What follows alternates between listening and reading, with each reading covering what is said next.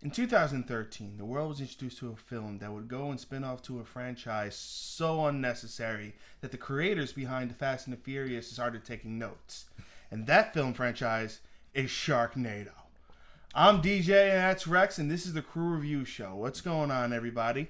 And joining us today is our special guest, Geordi. What's going on, Geordi? You. I'm so not used to having a special guest. It's been a while. I know, it's just been... It's been a month. It's been over a month. Yeah, wow. The last video with me in it was 2 months ago. Oh, wow. Okay. Well, maybe you shouldn't go to Florida. Yeah, but I got no choice. Got my car fixed, though. That works. Yeah. I can drive places now. Yeah. He got taken. So, in honor of our 1 year anniversary, we're talking about one of the film franchise that we started talking about a year ago. No, it's the film franchise that we started. Whoa. It's been a year. Yep. Yes. Whoa! Yep. Bring it around town. Never town. Yes. The film franchise is so terrible that my therapist thanks you. You're putting her putting his kid through college, man. Yep. Yep. We're talking about Sharknado 5 Global Swarming. Make America beat again. Hashtag Make America Big. You know, I was tweeting that all throughout the launch. What? It's true. All right. First impressions going into this shit fest.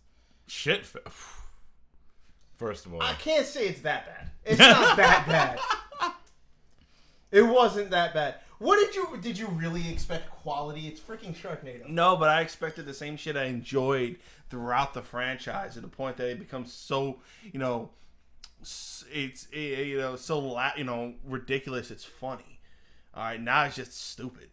Okay, well, I would have to say that you kind of got what you asked for.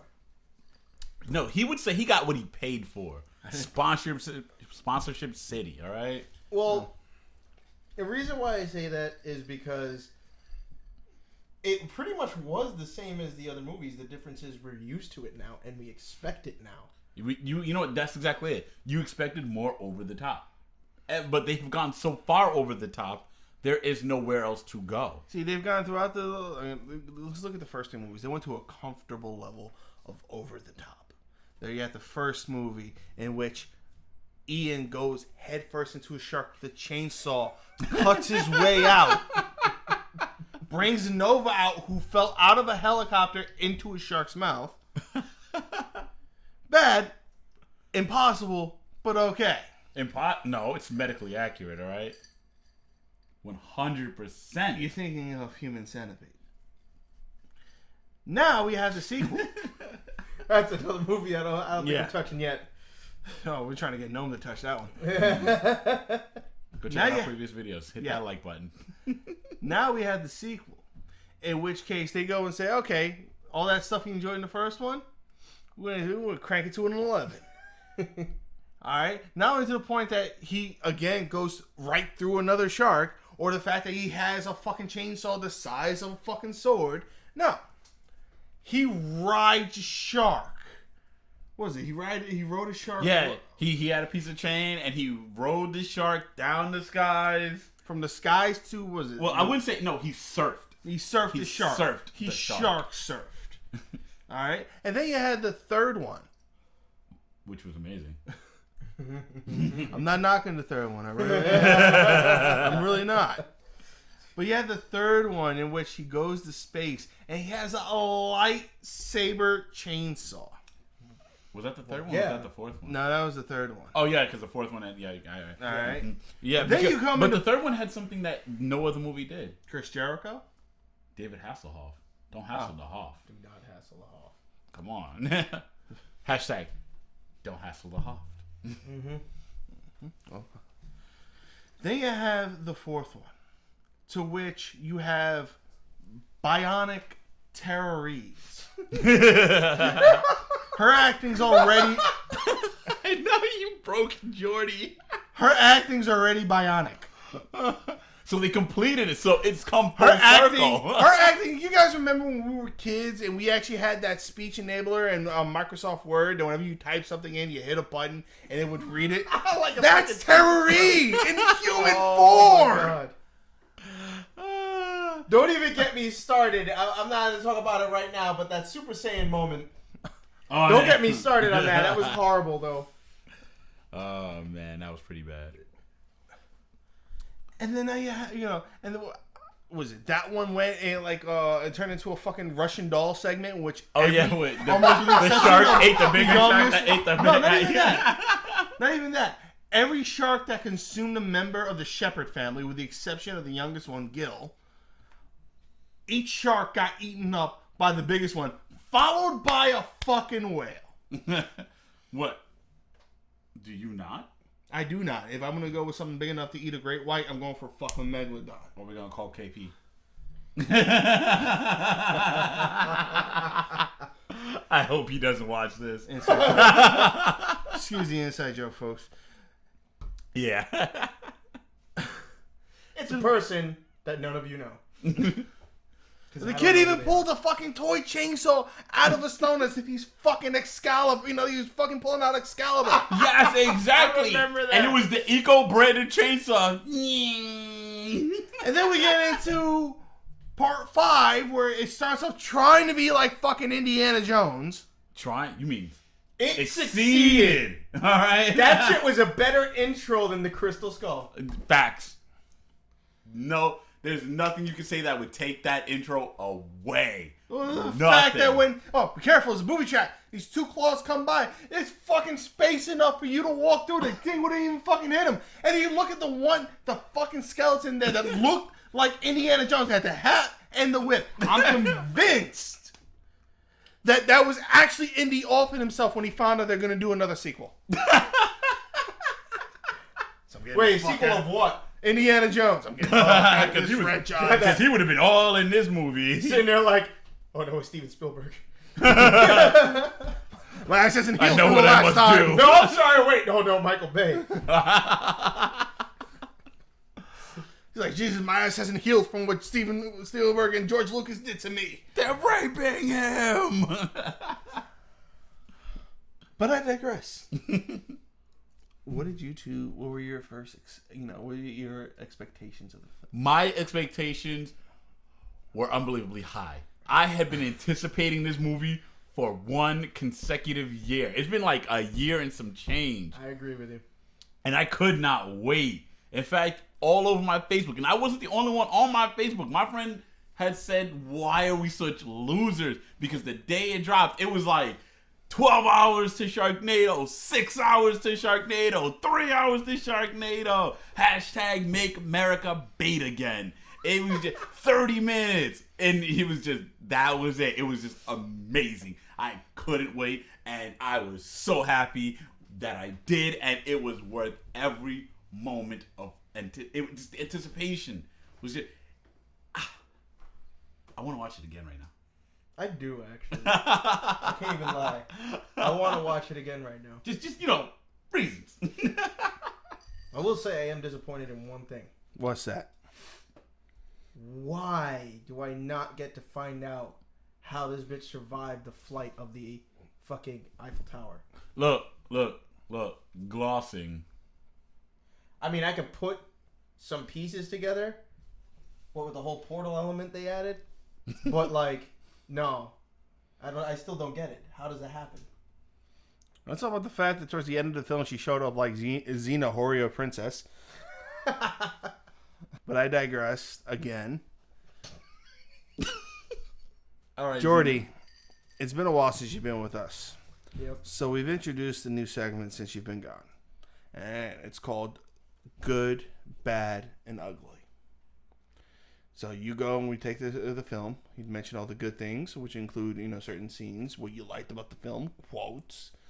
Bad, what you thought was terrible, bad. And the ugly, which we think was fucking god-awful. So there was nothing god-awful about it. We'll start with you. Good, bad, or ugly? There's a good, bad, and ugly.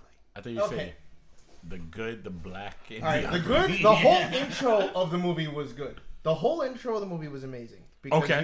you watch that and it is funny. The Bret Michaels things, I laughed my ass off at that. I couldn't help it. He's just like, I'm good, and then just busts out into solo because what else is he gonna do? The bad,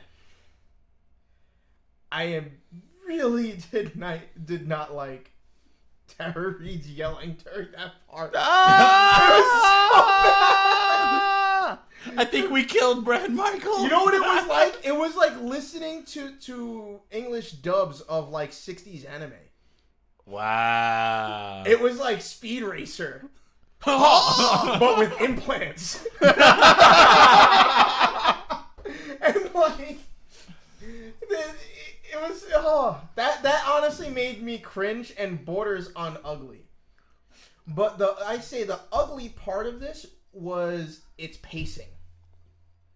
It had a different pacing in the way it like than other movies. Yeah, okay. Yeah, it didn't have, especially like, you had a part where he lost like a certain section of his family and whatnot. Those other people that like they had throughout the movie but never did anything with.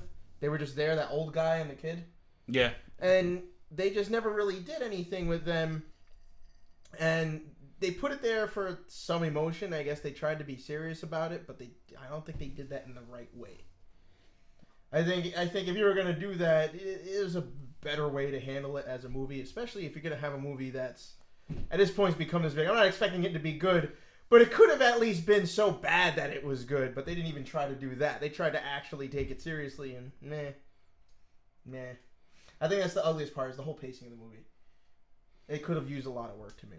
I think the pacing was better with the other movies, because you had a nice balance between the jokes and some more serious moments where they would plan shit, and it felt more like danger in the other. There was more danger in the other movies, and it gave that feeling of it, rather than in this one, which was like playing Call of Duty, where it's like just uneasy. Thing after thing after thing after thing, and there wasn't any real development of anything. It was, oh shit, we're in Egypt now. Rex, good, bad, ugly. Good. This thing had some terrible quotes that were so bad they were good. All right, like my favorite quote, simple enough. He's like, Finn had said to Nova when they found out that she was part of some secret organization covenant. Whatever. It was like, how can you afford all this? We don't. The sisterhood is a covert operation. Our sect includes world leaders, doctors, and even a stripper. And if someone in the background was like, I heard that. So I thought that was pretty clever. A throwback to the second one. It was like, yeah, still not a stripper. I wanted to be the first one. Yeah, whatever. They all kind of blur together at this point as They really one do. massive saga that is episodic as hell. All right. So there were things like that. There were, on top of not just the quotes, but the CG was so bad it was good. It became one of those, this was a high budget movie, and they said, what's the lowest budget we could spend on CG? As well as other things that were, the soundtrack.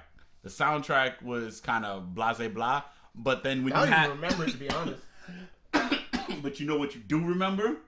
When Bret Michaels got ran over. Yeah. And that's how bad this movie is. It's killing me right now, but I love it.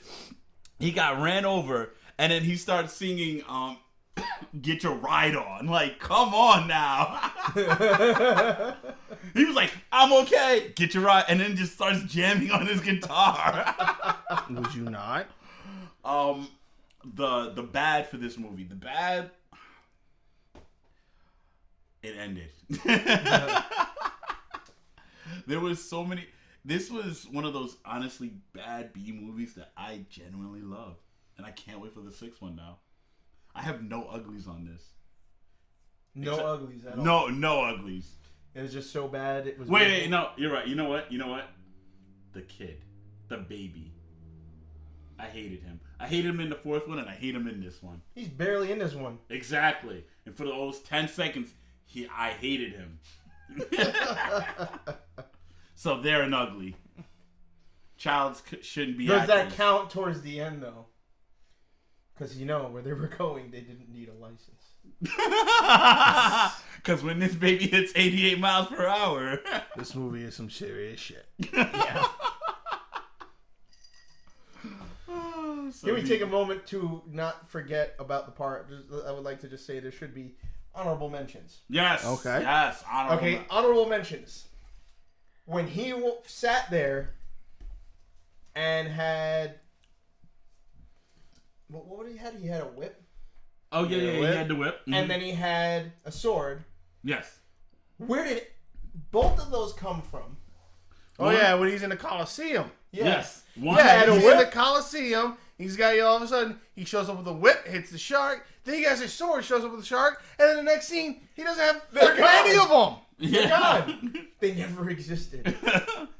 It was a figment of our imagination. He really did not have the whip. What about you guys? Honorable mentions, things that you're just remembering, going, what the fuck? Anything after the intro. Oh man! And here I was gonna say is when they had that stupid computer, and then someone was like, "It's like someone tried to cram a Commodore 64 in there, like with some terrible wire job." It was just like, what? What was it? It was somebody tried to cram a Commodore 64 and drive into a MacBook Pro. It was just terrible. I was like, wow. It was a screensaver. That's what it was. We all know it.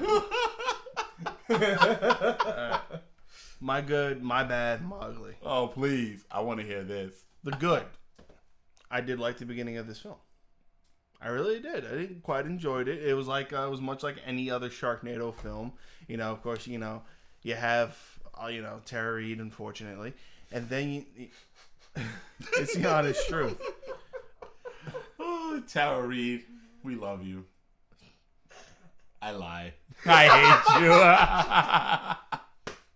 I tried to be positive. Well, I do have a list of her greatest achievements in this book. Believe it or not. Empty blank pages? Not exactly. Ooh. Pornhub, here we go. They are checkered blank pages.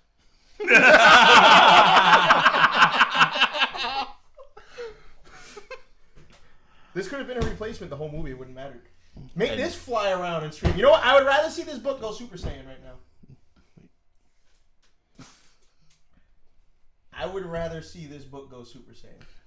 I think this should have been how that movie ended. Well, there's one of my what the fucks. There's a scene towards the end after she goes, because since she's bionic, she loses her lower half of the body. But I love the fact that how they try to go because of the budget. Oh, she's literally under the sheet, and they got the bionic legs on top of her. As if you don't notice the legs in the sheet. You don't need any fancy CG. Just get a blanket. And then makes this amazing. The people that rebuild her turn into the Horrortron 3000. But they couldn't fit her jetpack feature. They couldn't fix her jetpack feature. I just didn't understand it. You could say there's no room with with the power of a neutron bomb, but you can't fucking make her fly. What kind of upgrade is that? You can't fly. She barely fucking flew into, they would do stupid shit, and you're like, just fly after the kid. Just fly after the kid. And at the one point, she's like, I'm gonna fly. No, they literally did the exact opposite. They took away her flying, but gave her anchor shoes. Yes. What the fuck? You know what that is? That's the new Apple MacBook upgrade. Extreme foot job. Making sure you can't you get tied down and can't go nowhere. Okay, my bads. Oh. Yeah, I forgot about that. Oh yeah. Sorry. You know what? I'm gonna go get a snack. No, in a while. I'm gonna go to Subway and get me a sandwich. Sorry, almost forgot. One good thing. One more good thing. What? was a quote in the beginning. Uh-oh. When Ian is going down into the caves in which Nova's, playing Indiana Jones. They ask him, have you ever, because he's spelunking down there. They're like, have you ever done this before? I've done everything before. Except to you. You should have said that. Well, that's if that was true. They were at a beach hanging out all the time. In a bar. The bad. I could call it gratuitous cameos, but they would have to be people now in order for it to be that. You had the actor who played Corky Romano, and that's that, and the role from Night at the Roxbury is what he's mainly known for these days. Yeah. You had the only person that's probably even still known is Bret Michaels that showed up. Bret Michaels and Johnny Nice and Morrison Mundo. Clay Aiken's not known anymore. Oh, he was in there. Yeah. Isn't he a politician now? I don't know. I don't even know. Do you want to hear something funny? What's that? We talked about on the last one it being a cameo clusterfuck, and I kind of felt that way about this one. But do any of you want to gander how many cameos were in this movie? Too many. Is that your final answer? Yes. 86. Geordi, 86. You going with 86? You going with too many? Yeah. I'm going with too many. Are you going with too many? Is that your final answer? Yes, it is. The answer is Michael Jordan's 23. Wow. So, you were right. So they were destined for greatness. All this needed was like a scene like freaking Zoolander where there's just like celebrities everywhere down the line. Quiet, Billy Zane. I have to do this. Because I had to find out how many cameos this movie had. And then for some reason, Fred Durst is just there. Didn't he OD on coke somewhere in the bathroom? I don't think that's like new though. Oh. Yeah, the gratuitous cameos. Some of the Tara Reid's acting. And and now into my ugly, the story. The story was amazing. The story was terrible. The story was amazing. Lee terrible. What are you talking about? There were freaking tornado portals. They were portal-nados. Exactly. They took Sharknados and Portal and put them together. First off, I'm sorry, the fact alcohol. that if you're gonna do that, the fact that there was no reference of the cake being a lie, fail. All right, I'll give you that one. That's because you already had a lie. The movie. No. Tara Reid acting. Oh, I've had that lie since the first one. Yeah. I've had that lie since American Pie. At least that one gave me a form of pastry.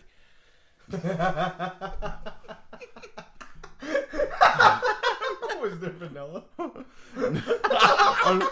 It was after Jason Biggs was on with it. Oh. But terrible. Honestly, I thought it was a very weak story compared to the other ones. I do agree. Plot was kind of all over the place. Even though I agree with Geordi, the pacing on this was really bad. There was one part too that kind of also pissed me off, and where they show a smart car nearly beating a fucking Mitsubishi Lancer. Yo, I wiped that from memory. I forgot that shit ever happened. I would like to be the one to dictate the story of the scene. So, one guy gets in a ricer. You all know it was a Mitsubishi Lancer. They took off the badges. They failed at hiding it. It's a fucking Lancer. Yeah, because from the back you can still see the Mitsubishi logo. They took the Lancer off the back and forgot to remove Mitsubishi. So this dude gets in this car, which a lot of those Lancers did come from the factory, have a turbo. Yeah. And they chase him in a fucking smart car. A smart car. Smart car. This with wheels. Smart car, dumb decisions. Seriously though, I'm sorry, but they actually tried to get that fucking thing to drift. Can you believe that shit? Fucking drifting in a smart car. That ain't happening. What, do you not? Tis but a Tuesday. How do you go and the car you arrived in gets stolen? Mm-hmm. You steal the smart car. Mm-hmm. Go through this 25-mile-an-hour chase because you ain't going faster than that in a smart car. I was gonna say you got up to 25 miles an hour Well, in I mean, a smart it is car. at least more powerful than a moped, but it seats too. And then, where were they again? They were in Italy, right? Yeah. Okay, so they're driving down these little streets of Italy, and then they finally get to the Colosseum where they get out of the car, and that's when they go to fight each other. I mean, it's like, and then we have our missing gladiator weapons and whatnot. But that was that whole scene, and the only thing I could think of the entire time is there's no way in hell a smart car kept up with a Lancer. I don't like Lancers, but seriously? Seriously. I know this movie's about, like, flying sharks and shit like that, but that's going too far. Don't fuck with my cars. The unforgivable sin. Okay. What are your final thoughts, Geordi? Overall, I still enjoyed the movie. Although I will say, to add one more thing, one thing I wish I did see in this movie was a Night at the Roxbury reference.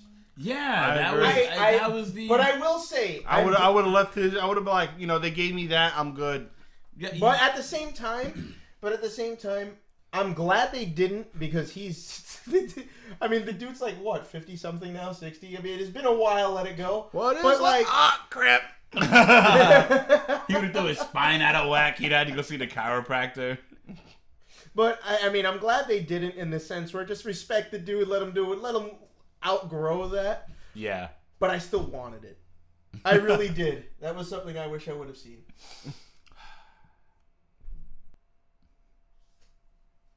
Rex, final thoughts. My final. I mean, should I put up like a tarp, like they do in the fucking Gallagher shows? Because I'm about to all over this sploosh movie. everywhere. You keep you and your Rexicles to yourself.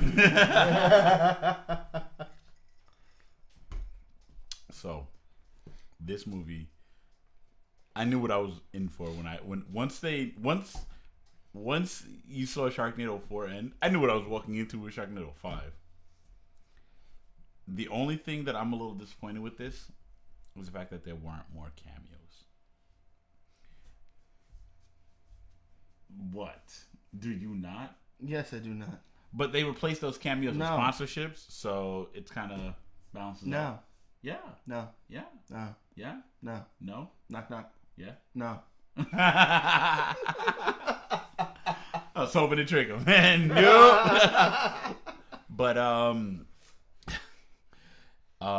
these things, this movie is. I had to drink more than usual for this movie. Had to or wanted to? A little bit a little bit of combination A, a little bit of combination B. All right? More of A than B. So either. The answer you're looking for, Geordi, is yes. If you're looking for a fun drinking game, watch this movie. Just make up any rules, and I guarantee you'll be drunk within the first 48 seconds. I also guarantee you'll be in the hospital within the first 16.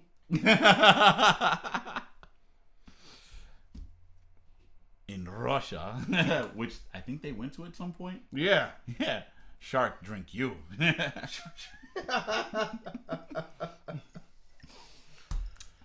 See this, folks. You know what you're in for. It's going to be a terrible ride that you will enjoy throughout. What? Just not Tara Reid. Yeah. All right. Just pretend like she's not on screen. She does nothing anyway. Except be anchored to the ground. I'm still mad they did that. We can't make you fly anymore, but we can anchor you to the ground.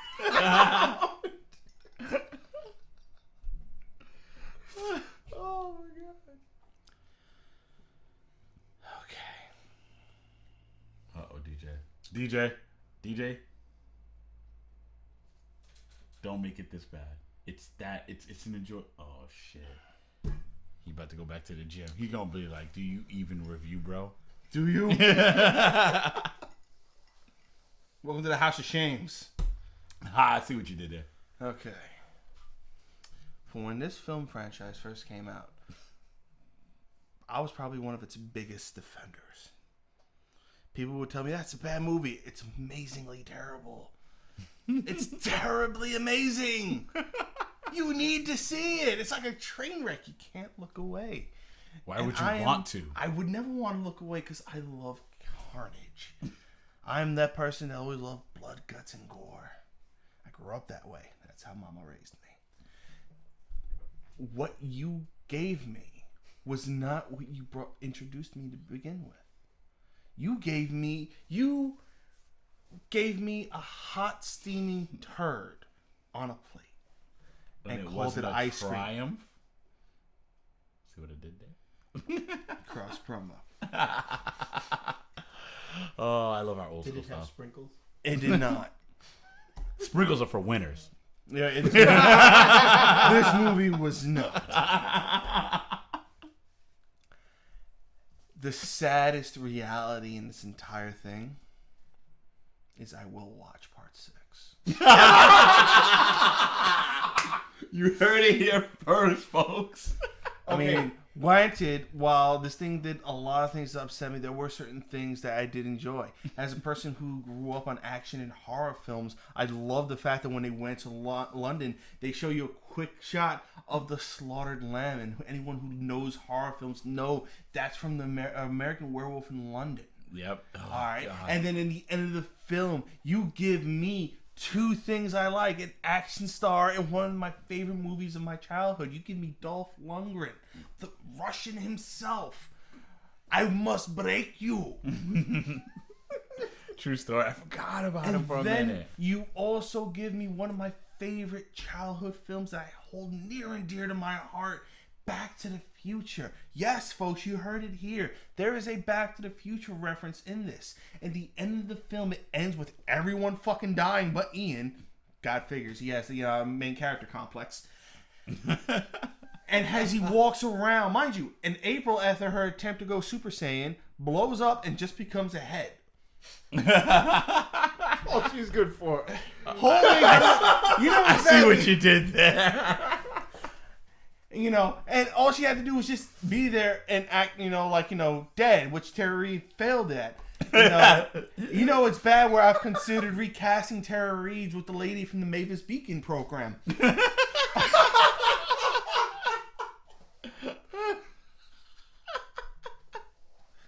He walks a desolate wasteland and comes across Dolph Lundgren, and you find out, for some strange reason, Dolph Lundgren's his son in the future.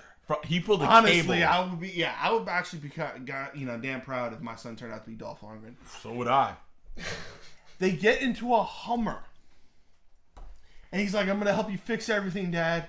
And then, don't you need a license to drive one of these? Where we're going, you don't need a license. And the car, the wheels begin to fold in like it did in the DeLorean, and they took off, and they ended it with the caption from Back to the Future, "To be continued." And I began to cry because I realized they were telling the truth. Okay. I would like to say, let me ask you something. Yes.